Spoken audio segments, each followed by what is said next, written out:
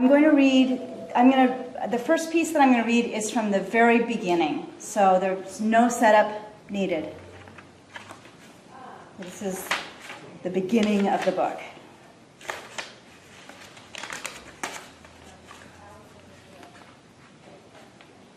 Kira.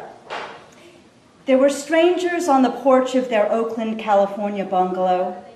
A young woman in pink sweats and a small boy in dirty blue pajamas. They waited as Kira and Polly walked from the car to the house. Kira balancing groceries, purse, phone, keys. Polly wearing a backpack too large for her thin 13-year-old frame. The woman sat on the top step, thick-bodied and barefoot. She rested her bandaged right ankle on a dingy canvas bag. The little boy crouched by the redwood planter, breaking Kira's dendroidium succulent. He held each section between tiny thumb and forefinger. Snap. Kira winced, a pang of guilt and uselessness. Too shabby for the Jehovah's? Homeless people didn't usually venture up the hill. Can I help you? She said, her voice shut tight. Fragments of succulent littered the old wooden porch. Behind Kira, Polly had stopped abruptly too. I'm Amber, the woman on the porch said. Excuse me? The young woman's voice a monotone. I'm Amber, looking for Dad. Dad? Adam Glazer. I'm Amber, Sandy's daughter. It took Kira a moment to register. Dad, Adam, Amber, Sandy. Her stomach turned. What had been swept under the rug was now exposed to light of day. Old skin, hair, dust, garbage. The boy stripped years of growth from the succulent snap. Please stop hurting my plant. The little boy didn't turn around. Please stop him, Kira said to the woman, to Amber, arms full, pointing with her chin. Amber moved her head slowly to look at the child. Joey, told you not to touch stuff. She smacked the toddler across the back of his head, and he cringed. Is Dad home? I'm Kira. I'm Adam's wife. This is our daughter, Polly. Yeah, I'm looking for Dad. Adam's working today. He'll be home in a couple hours. Do you got something to eat? I lost my shoes and money, and we walked from the Greyhound station. The Greyhound station, miles away through grimy downtown Oakland avenues, all the way to Moss Street in her bare feet, carrying the canvas bag with its zipper pinned and gaping, the little boy dragging behind. In early January. Mommy? Polly's voice from behind her.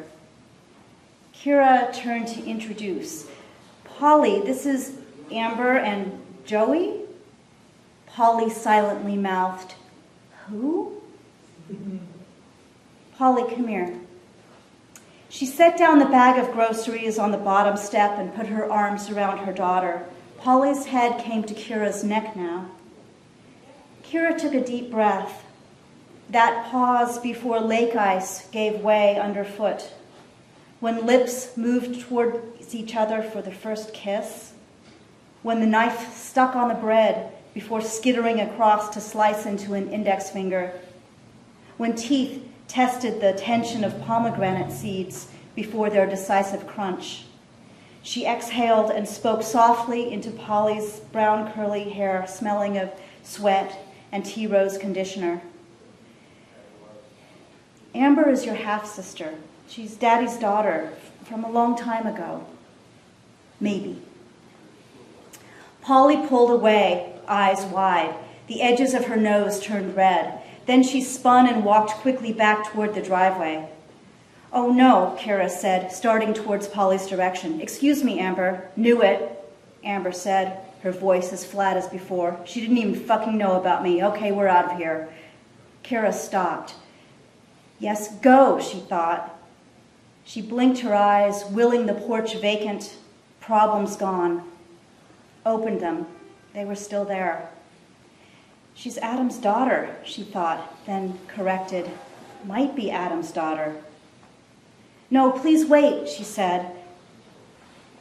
Then Polly turned to Amber again. No, Amber, Adam thought, come in. Excuse Polly, she's just surprised. Joey's your son? Amber, Adam gets back in a couple hours, I hope. The child was back to the plant. Each segment he snapped off made a small popping sound. Triage. She'd deal with Polly in a moment. She climbed the 4 steps to the porch and unlocked the front door of the Moss Street house. Come in. You must be cold.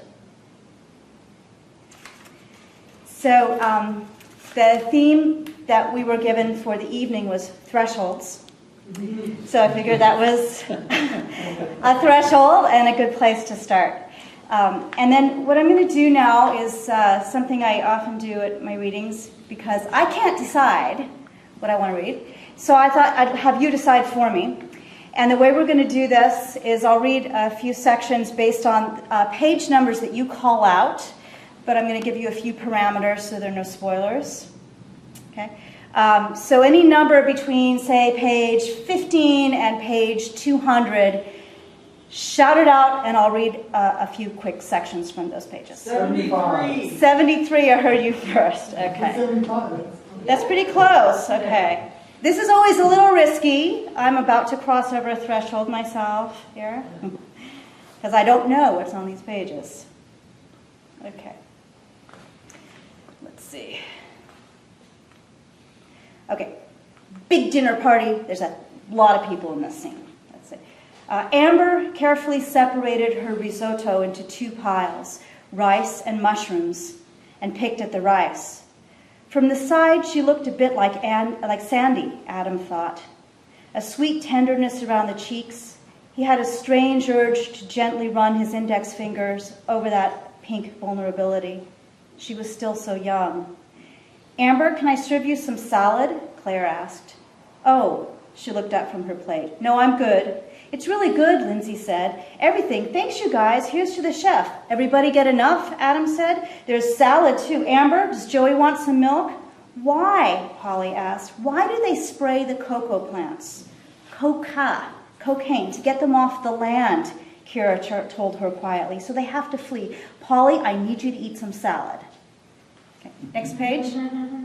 69. Okay, that's very close. Let's get something. 102. 102.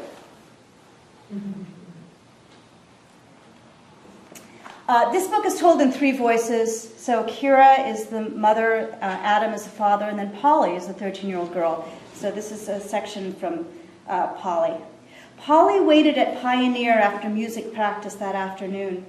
It was already dark, mid-January afternoon dark, and her mom was late, only swerving to the pickup curb after everybody else was gone.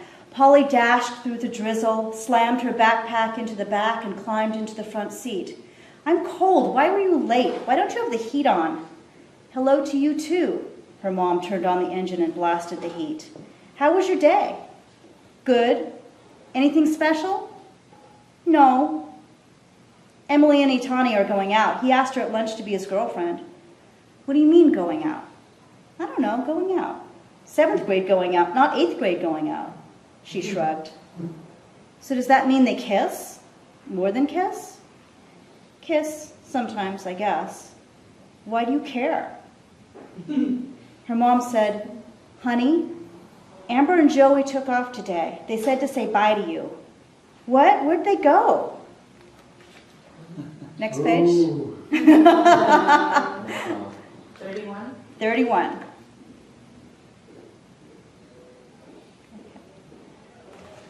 This is also Polly. Like my scar? Brady asked Polly during math. Under their long work table in the basement classroom, Brady pulled up the sleeve of his gray hoodie to show her a healing, raised red gash on his forearm, almost 2 inches long, running parallel to his wrist bone. How'd that happen? Polly whispered. Mr. Anthony was looking their way. Scarification.